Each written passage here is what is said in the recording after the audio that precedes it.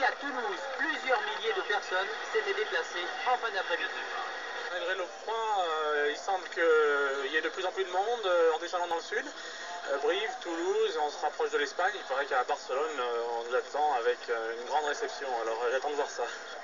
À Barcelone, en début de soirée, pour les premiers arrivants, l'accueil a effectivement été chaleureux. Plusieurs milliers de personnes massaient le long des grandes avenues de la capitale catalane. Par une très douce nuit d'hiver, plus de 15 degrés, contraste avec le froid dénoncé par certains concurrents durant la traversée de l'Hexagone. Tout le monde pourtant n'a pas grelotté, ainsi Raphaël de Montrémy, il était sans doute mieux protégé que beaucoup d'autres. Il n'a pas fait froid, ce qui est quand même important pour nous en moto. Il y a eu du brouillard entre Limoges et Toulouse, mais dans l'ensemble, ça s'est très bien passé. Il n'y a pas beaucoup de circulation non plus?